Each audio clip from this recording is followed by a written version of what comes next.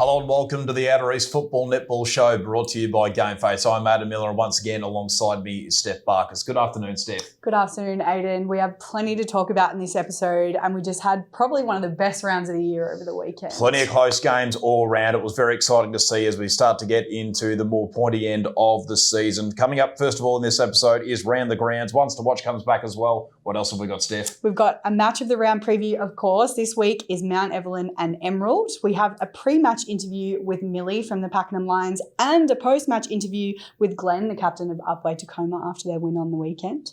Fantasy football and netball's back. Of course, this week we are picking our wing defence for the netball and 2 rovers for our footy teams. And our special guest this week is Craig Blake, who is the football and team manager at Yay Tigers. Great story there. Our May Volunteer of the Month. Can't wait to hear from him. Yeah, it should be good as we take a look at Around the Grounds. So we had a really successful and fun day at the Under-10s Carnival on Sunday, and thank you to Wesburn for hosting. Our Under-9s Carnival is also coming up in a few weeks' time on Sunday, July 14th. We're looking forward to it. Don't forget, this Sunday is Blazers' home match. So Northeast Blaze, our community partner, free entry. Get down there and support our community partner. They're a great partner of ours, and they're also playing top of the table, so it should be a really good clash. Really looking forward to that one. The Karsha Club clean-up competition closes this Sunday. It's your last chance to enter, so get on board, fill out the form for your chance to win. Absolutely. You can find that on our socials. The TAC Club Rewards Program is back for 2024, giving grassroots football and netball clubs the opportunity to earn a share of $600,000 in funding. It's massive. So this campaign is all about eliminating deaths and serious injuries on our roads. As part of the program, clubs can take part and earn up to $10,000 in funding by promoting road safety. So you can see our website for more details on that, and also keep an eye on our socials. We're going to be giving you guys ideas on how you can participate to try and get as many of our clubs involved in that funding. Other big news from the week, the Powelltown Football Netball Club senior men's team had their first win of the 2024 season on Saturday against Yarra Junction alongside the official opening of their brand new pavilion. Very good to see Powley back on the winners list. For sure. And last but not least, we want to say congratulations to Belgrave Junior Football Club, Monbulk Junior Football Club and Upwey-Tecoma Junior Football Club. They have become women and girls community football chartered clubs. We are so proud of our clubs for leading the way. There's only 12 Victorian clubs currently recognised as completing their checklists and action plans to champion women and girls, and 3 of them are in Outer East. So that's awesome. Let's jump into this week's ones to watch. Let's go with the men's footy first. Aiden, who have we got for this week? This week of the men's footy, we've got Sam Raru from Upwey-Tecoma. We had a look at him on the weekend as well. He's averaging 28.5 disposals in season 2024, 7 clearances, number 1 in his side. He's averaging 16 contested possessions, also number 1 for Upwey-Tecoma. He's averaging 6.5 score involvements, and he's ranked on Elite Premier Data for all of the above mentioned stats. Well, from a women's footy point of view, I wanted to take a look at Chloe Stokes, who is a forward from Wandon. She's had 7 goals so far this season. She's been in the best players twice. But what I actually like most about her is her strong defensive play up forward. So as you'll see in the highlights, she's not afraid to get in there. She's laying heaps of tackles in the forward line and she's kicking goals. So definitely one to watch for me. And from netball, Kelly Cousins, goal shooter for Pakenham Lions. She crossed over to the Lions from Berwick Springs this season. She's added a new dimension to their already strong attack. She's also got 199 goals this season. Also another player we got to look at on the weekend. Had a dominant performance. So she's our choice for this week's ones to watch. All right, it's time for our match of the round preview for this week. We've got Mount Evelyn versus Emerald. Let's jump into the footy. Reasonably interesting one, this one. Mount Evelyn currently 7th on the ladder with a 4-6 record. Emerald a 10th on the ladder with a 2-8 record. So probably the things we take out of this. Mount Evelyn with a win and a result or two going their way can jump back into the top 6. And for Emerald, it's a good opportunity to further avoid relegation for season 2024. Looking at the one-on-one matchup, Stephen Kapanke and Willie Gordon are both in the top 5 for hit-outs and hit-outs to advantage for season 2024 in Premier Division. So the ruck battle is going to be very interesting. And I imagine Bailey Forbes is probably going to have the matchup on David Johnson in terms of key positions. For netball, Mount Evelyn a 3rd on the ladder with an 8-1 1 loss, 1 draw record. Emerald a 6 on the ladder with a 6-4 record. A couple of big matchups that I'm really looking forward to in this game. Caitlin Black, who's likely going to line up in Kayla Lanting. I'm really looking forward to that one. The other one will probably be head-to-head in the centre will be Montana Wallace and Kristen Tomlinson. So that is what we're looking at in the match of the round this week. Well, very excited for those. But let's jump back to last week because we did have some very special guests for this week. First and foremost, we have Millie from the Pakenham Lions. We're here today with Millie Ubter from Pakenham Lions A-grade team. And Millie, how are you feeling about today's game? Pretty nervous, mostly excited. Yeah, it's going to be a good game today. I think we're mostly going for percentage. You've had a really strong start to this season, 6-3 at the moment and currently inside the top 6. You struggled a little bit last year. What are some of the things that have changed this year to get you up higher on the ladder? I think we've had a lot of new players come in and we've just worked really hard during the pre-season. A lot of strength and conditioning, a lot of fitness and a lot of discipline within the team has really pushed us up to the final side. Yeah. So have you found the move to Pakenham? I've absolutely loved it. I couldn't have picked a better club to come to, I don't think. And Matt's coaching, do you rate him? We actually interviewed him earlier in the season. He had a few interesting things to say, but what's your relationship like with him? Matthew's fantastic. Again, couldn't ask for a better coach. So supportive, so knowledgeable.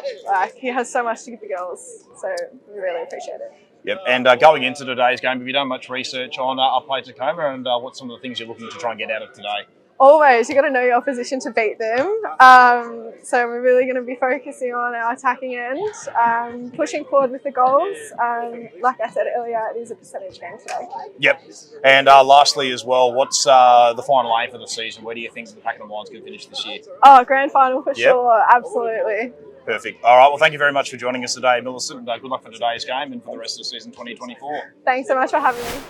Okay, our next interview for this week is Glenn Costas, who's the senior captain at Upwey-Tecoma. Aidan had a chat to him after their win on the weekend. Well, we're here today with Upwey-Tecoma captain Glenn Costas after a fantastic win on the road down here in Pakenham. Glenn, it must feel good.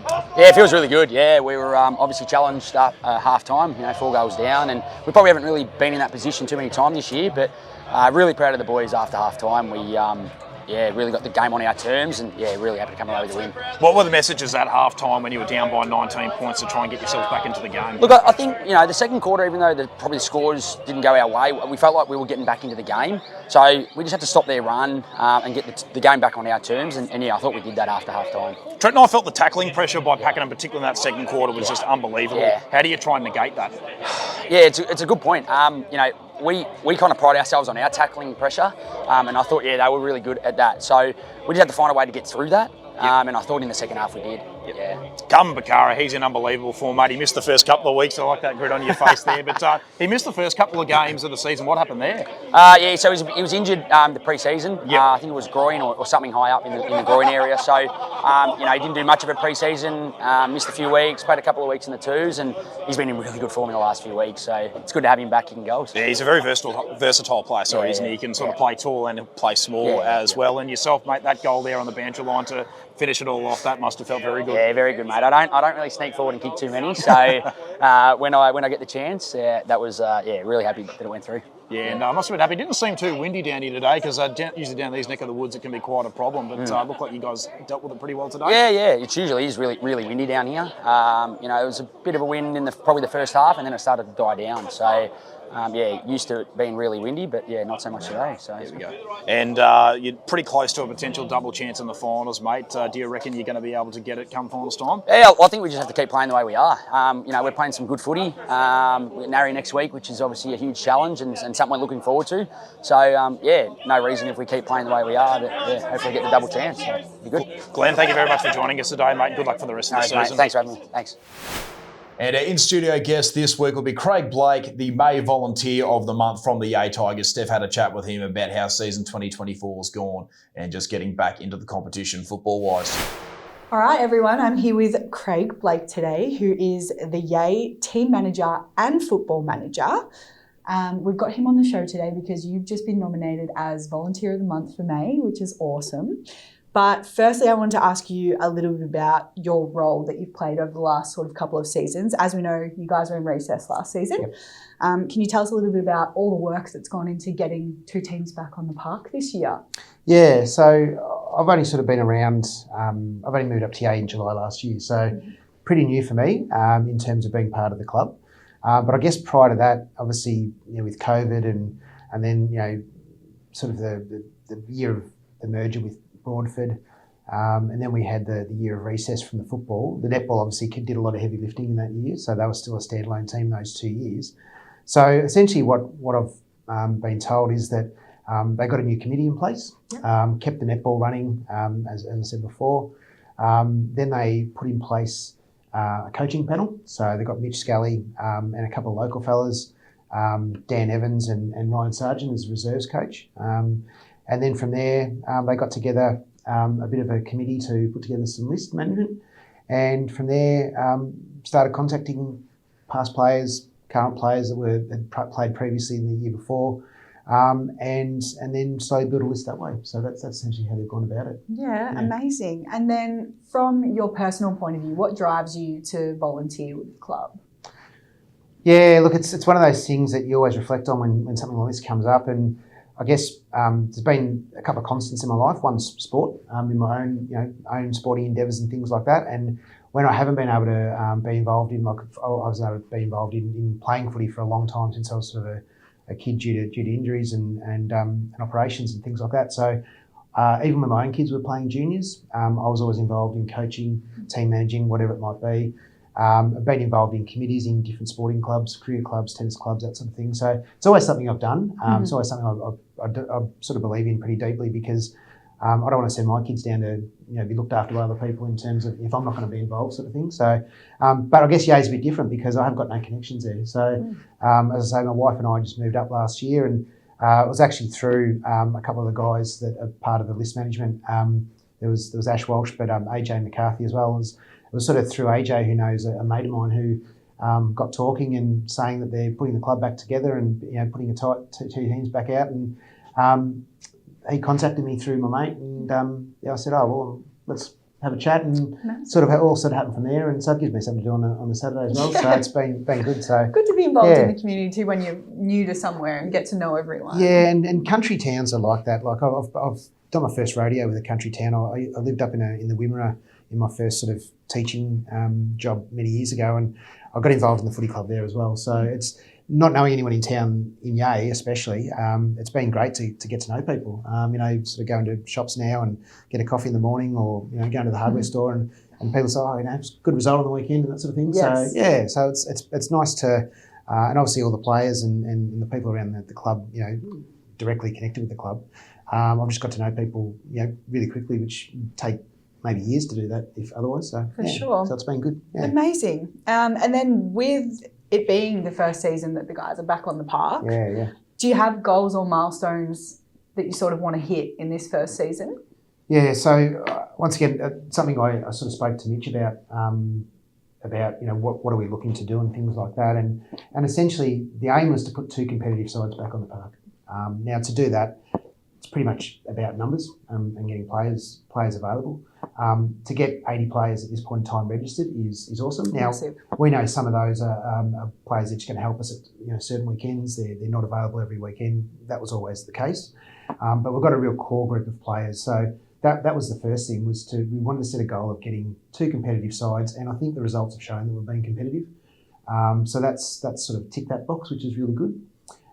In terms of other things, we wanted to reconnect with the community, because when you lose a footy club like that, or a footy teams, because the netball was still going, but when you lose a big chunk of that, you've still got that sort of pulse going because the netball's going, but it sort of loses the heartbeat of the town that really is not there. And I think part of that has been allowed the community to reconnect with the footy team and with the footy club and netball club back together. And I think that's shown because we had the golf club members of the golf club come out and have a luncheon, which was awesome. The Power Tail game. So and some of those are ex-players and from many years ago, and some have got kids playing, or not kids but young adult. Their children sort of thing are playing there, but as adults sort of thing. So it's really good to have that connection. So yeah, we've managed to sort of do that. So we've sort of ticked that box as well.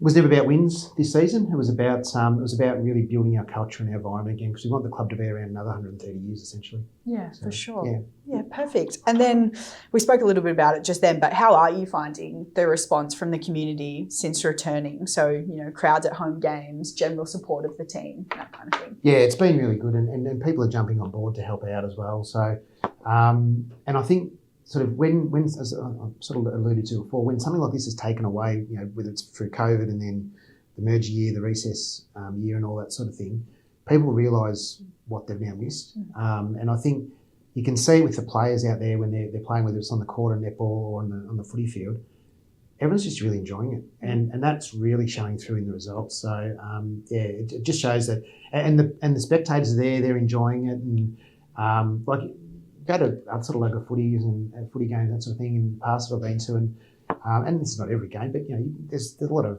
sledging going on, of course, but that doesn't seem to, like, you walk around the game, you don't see that as much. It's just people who are just enjoying it and cheering when it's there, and calling for the ball and all the stuff that people do. But it's not. It's really good natured, and people just enjoy themselves. I think having it back out there and being able to go to the footy and the netball. Yeah, so, perfect. Yeah. Well, if we look ahead to the next few seasons, obviously continuing to build on a lot of that stuff. Is the main goal just maintaining the teams? Is it growth? Is it more wins? Is it maybe a little bit of all of that? Yeah. So, I mean, if you look at the AFL Tides that have defied gravity in terms of performing well, what they've got right is they've got their culture right. They've got their environment, their environment where players want to go and play. So, we're looking to make sure we maintain the competitive teams on the field, say football and netball. We've done that we've got about probably 70-75% local players. Some are living in Melbourne, but they come back and play. Obviously, they've brought some mates back as well, which is really helpful. But we also want it to be a sort of a destination for our kids coming through the junior club to be able to see there's something there for me to be able to go and play seniors. Now, we're going to need to maybe build some pathways of that. So I know Mitch is pretty keen to eventually have under-19s, possibly women's footy. Yep. So there's not just for the boys, but there's footy for the girls as well. So and lead into women's footy as well. So it's a huge growth area for all clubs. So they're sort of some of the things that won't happen for next year, but they're things that we've got on the park, on ideas we've got to sort of building that club culture. At the end of the day, I guess premierships are nice, and we'd love to get to that sort of thing. But I guess the key thing is to be competing for them, and the more you compete for them, the more chance you are of probably picking those up. But we're not going to put that at risk of. We're not going to go that hard for that at the risk of club culture and environment. So that's our main focus. So, perfect. It sounds so exciting. There'll be lots to watch over the coming years. Yeah, it's good fun. Yeah, absolutely. Yeah, amazing. Yeah. And then when you saw that you'd been nominated and then also won Volunteer of the Month for May for your efforts and contribution, how did you feel about it? Yeah, it's sort of the way it came about was I didn't even know it existed. So, and then we've got a sort of a team chat with all the players and myself and the coaches and I was sort of busy working and had all these missed notifications and someone sort of shared it and I was really shocked because I've only been there 5 minutes literally and a lot of other people have done so much more. So it was nice to get that recognition and. Not that you obviously do it for that, but it's lovely that someone thought highly enough of what I've done to actually nominate me. So really, really nice surprise, and got lovely messages from some of the players and that sort of thing. So it was lovely. Yeah, it was really nice. Yeah, perfect. Yeah. Well, that's what I've got for you today, and thank you so much for your time. Really appreciate you coming in, and best of luck for the rest of the season and the next couple coming up. Yeah, thanks, Steph. It's just I think as I say, everyone's just really happy to be back out there, and you can see it in if you go and watch any of the matches, you can just see how the players are enjoying it. And, onwards and upwards from here, hopefully. Amazing. Thanks. All right. Thanks. Well, as we mentioned at the start of the show, we're picking more of our dream teams this week. It's time for fantasy football and netball. 2 Rovers this week for footy. Who have you gone with? First, I've gone with Jade McCormick, one of the key pillars of making up that side, their first ever women's side. So I definitely want her running around in the middle. The other one is Peter Lucas from Olinda Fernie Creek. He's always high in disposal numbers, great use of the ball, good pace as well. So they're going to be 2 of my Rovers for my fantasy side. Beautiful. Well, I've gone with Levi Greenwood from Healesville and Madison Dodd from Monbulk. Both of them have pace. Both of them are tough competitors. Couldn't really go past them. And I'm going to add them as my Rovers. Netball, who have you gone with for your wing defence? Well, the same girl that I interviewed, I went with Millie Ubter from Pakenham, of course, came across from Beaconsfield last season, plays a position really well, got really high raps from her coach, Matt Cook, reckons that, wing defence, he said, was the toughest position on the court. There's a lot of attributes required, so it was really hard to go past Millie.